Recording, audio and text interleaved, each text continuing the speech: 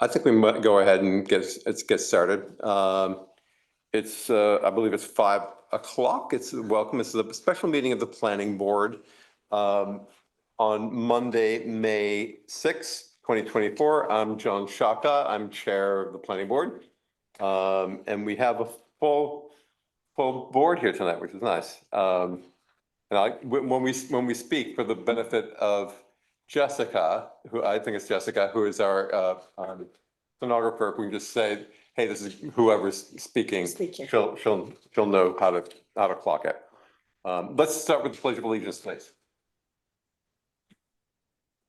I pledge allegiance to the flag of the United States of America and to the republic for which stands one nation under God, indivisible, with liberty and justice for all.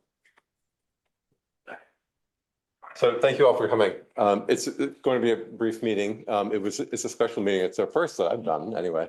The rationale is that I was sitting with Liz Vale and Kathy, and I don't know if John was on that phone call or not. But we're trying to we're working backwards from there are state rules about how many days you have before you have to make certain decisions. And so working backwards, we've realized we need to put in a special meeting to do this today. So that's why we're here. And John, I'll kick it to you so you can flesh out the bigger story if you want to, if you don't mind. Sure. In terms of the EIS and all that. Right. So what the board did at its previous meeting was adopted a positive declaration for the application at 11 Bridge Street. And what that does is requires the applicant to prepare a draft environmental impact statement. And then the first step in that process, before they actually prepare the DEIS, the draft environmental impact statement, they have to submit a draft scope, which is a draft outline for the DEIS. And they did that within a week after the adoption of the POS deck. And the timeline that the chairman was speaking to in the regulations, it says that the lead agency, the planning board in this case, is supposed to adopt its final scope for the DEIS within 60 days after the draft scope is submitted by the applicant. So that's what we were working backwards from 60 days after when the applicant submitted the draft scope. So for tonight, we reviewed the draft scope, and it in our view, it's sufficient to circulate for public review and comment. So a resolution has been drafted up, essentially saying we have the draft scope. And then the two things that the board is scheduling is a public scoping session. It's a hearing, if you will, to receive comments on the draft scope and to set the end date for the comments, the public comments on the draft scope. And then all of that will come together, and within the 60 days after the submission of the draft scope, we'll have time to take the draft scope and modify it to address any comments that came in from the public. If the board has comments, we would incorporate that into the final scope. And then we would send that to the applicant, and that would serve as their detailed outline of what they have to include in the draft environmental impact statement. And that's in a nutshell. And the dates for the public scoping session and for the end of the comment period are specified in the resolution. The end of the comment period is set for June 21st. And the public scoping session is would be on June 12th. And then we would I believe the board has June 21st is a Friday. I think the board has a meeting that following Tuesday.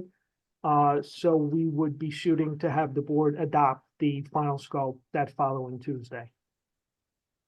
Right. John, just to, so that I want to make sure everyone here understands, and they may or may not, this public scoping session is optional, I believe, right, on our part. The regulations require that scoping be conducted, but it could be just by allowing written comments so that the public, like as the chairman has indicated, having a hearing on the draft scope is optional. So the board is deciding to go the extra distance in providing for public input on this process by holding the public scoping session. Thank you. And that was the rationale. Liz and Kathy and I thought it was a good idea to have an extra layer, an extra opportunity for public input. And that's why we're here. So I want to make sure you understood what we're doing. And I think more is better in that way on this, My name is Larry Perrine, and I would just ask, in what fashion will the public be made aware of the public scoping session? Because that's coming up in 5 weeks from now. The 12th, right? The 12th. It will be advertised. It's advertised in the normal ways the public meetings are, I believe. Is that right, Doris? It'll be in the public papers. It'll be the newspaper here tonight reporting on it. Are there do we send out any other, is there typically stuff sent out, John Ellsworth, that you know of? We send the draft scope out to everybody who received the POSDAC. So that's basically the involved and interested agencies. But it's also posted on the village website. So once the board, if the board were to adopt the resolution tonight, the draft scope would be, if it's not already up there, would be made available on the village website. And there would also be information about the public scoping session on the village website. And that, this is Grania Cohen, that takes place here and it's an open meeting. Yes. And the format is a presentation by the applicant, or the format is in part of the EIS John? description? Typically, what we do usually in our positioning, advising the municipality, is give a brief presentation, just telling you what we're at, where we're at in the process, and what the purpose of the public scoping session is. And then it's usually pretty traditional to allow the applicant to see if they want to have anything to say. Sometimes they want to give a whole presentation. It's up to the board how you want to do that. Sometimes they just say the real reason for public scoping is to receive comments from the public. So a lot of times an applicant will say, thank you very much, but we're here to listen. And then you move right along to see if anybody wants to make comments on the draft scope. That's right. And John, I think when I first spoke to you about this draft scope that was presented by the applicant, I forget the name of the firm that did it, but you were pleasantly surprised by how complete it seemed to you. It has enough information for it to go out to the public. Often we'll get a draft scope and it will be deficient in one way or another, where it's not really set for the public to review because it's missing big pieces. For example, it might not have sufficient alternatives, or it might leave out a whole topic of analysis. But this had all of the basic information that should be in the draft scope. That doesn't mean that we won't get comments and the final scope won't have revisions to address those comments. But as a starting point with the public review process, it was satisfactory. Right. Yeah. Sounds good. And I don't think that's been circulated to the board yet, but we'll do it this week.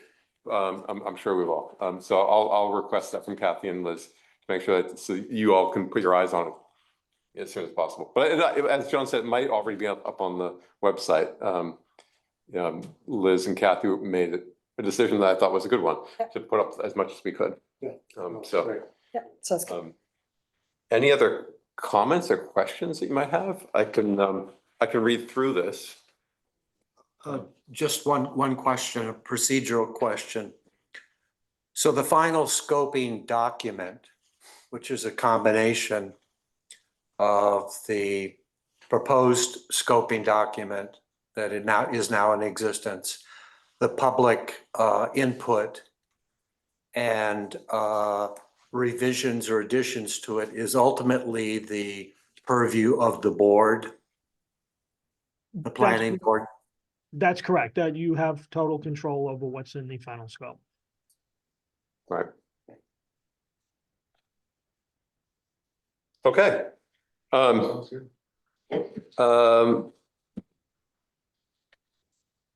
you think I need to read the whole thing? Probably not a bad idea, since there's. Why don't I read through it? And there's also information that I want to make sure we all hear it. It's a resolution commencing the public scoping process, setting a close date for public comments on the submitted draft scope and scheduling a public scoping session pursuant to the State Environmental Quality Review Act. Whereas an amended application for site plan approval, the application dated February 16, 2024, was submitted to the Village of Sag Harbor Planning Board, the board, by 11 Bridge Street LLC for the property located at 711 Bridge Street, Sag Harbor. I'll not read everything. Whereas the board completed lead agency coordination in accordance with 6 NYCRR, this is New York State secret regulations, and whereas by resolution adopted on April 23rd of this year, the board assumed the role of lead agency. And whereas pursuant to state rules, again, those secret regulations, by the same resolution adopted on April 23, 2024, the board acted in its capacity as lead agency to make a determination of significance regarding the application, with said determination constituting a positive declaration, finding that the application poses the potential for significant environmental impacts and requiring that the applicant prepare a draft environmental impact statement, DEIS. And whereas by state secret regulations, the applicant prepared a draft scope to outline the proposed content of the DEIS and submitted same via correspondence that was received by the board on April 29, 2024. And whereas the submitted draft scope has been reviewed by Village Environmental Planning Consultant Nelson Pope and Borges, and MVP has advised the board that said document is adequate for the purpose of public review and comment. And whereas the board has determined that public participation in the review of the application would be best served by convening a public scoping session, in addition to accepting written comments on the draft scope. Now, therefore, be it resolved that the board hereby directs the draft scope be circulated for review and comment by involved agencies, interested parties, and the public in accordance with state rules and secret regulations. And be it further resolved that the period for the receipt of written comments on the draft scope shall extend through the close of business on June 21, 2024. And be it further resolved that a public scoping session shall be convened by the board at 5 p.m. local time on June 12, 2024 at Village Hall for the purpose of receiving verbal commentary on the draft scope. And be it further resolved that the board hereby directs that all appropriate and necessary notices be issued and additional procedural steps be taken with regard to the public scoping process to be conducted for the application as set forth herein in conformance with the provisions of the secret regulations and other applicable requirements. I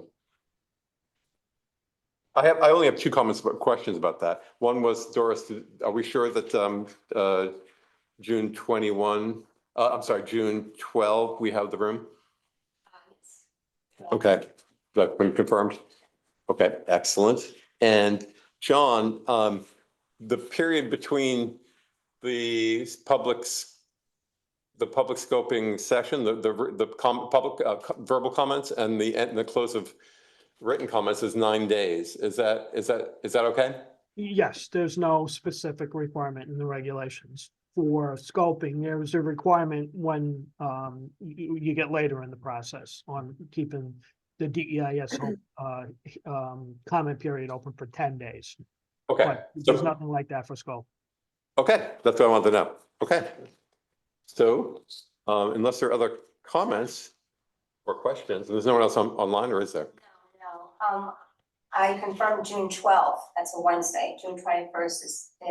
Yeah, That's just the written yes, comments. June 12th is the correct date. I started to say the wrong date. Thank you for being clear about that. June 12th is correct for the public meeting in this room. Well, I would accept if you all are comfortable with this, I would accept a motion to adopt this resolution. So moved. Thank you. That was Ron Reed speaking, seconded by Nat Brown. Okay, seconded by Nat Brown. All those in favor of adopting? Aye. It's unanimous. Good. I'll sign this and date this today, John Ellsworth. Anything else we should know about? That's it for now. I mean, we'll take it one step at a time. I'm sure we'll have further discussion during the scoping process and Right. certainly as we're getting to preparing the final scope. Fantastic. Okay. Thank you, John. All right, thank you. And there's no one else online, right? Well, then I'll accept the motion to adjourn. Do we, are we Sign supposed one. to sign this? Oh, we'll sign this one here. We'll sign one. Yeah, we'll all sign this one here. I have the original on the fancy paper, made by Doris. So motion to, I can sign. So moved. That was Grania. Second. That was Ron. All those in favor of adjourning? Aye. Aye. Unanimous. Thank you, Jessica. Thank you, Jessica. Thank you very John. much. Thank you, John. Thank you, John. Thank you. Have a good Thank evening. you. Off Talk to you record, soon. 5:16 PM. And members of the board, if I could very quickly, just for the purpose of making the most accurate transcript I can, Liz Vale, could you spell her last name for me? VAIL. Great. Kathy with a K or a C? K, Catherine, right? Yep. With an A. And so you referred to a term I've never heard before, a POSDEC? Could you spell that? Positive declaration, POSDEC. So it's shortened for positive declaration. Appreciate that. Thank you. And Nelson Papaboris, last name on that. BOORHIS. I'm sorry, one more time, BORHAIS? BOORHIS. V is in G Victor. is in Victor. Got it. VOORHAIS. HIS. HIS. Okay, we got it. We got there. Thank you very much, everybody. I appreciate your time. Thank you, Jessica. Jessica. Thanks for you. coming. Take care. Good night, John. and Take thank you. care. Thank you all for showing up.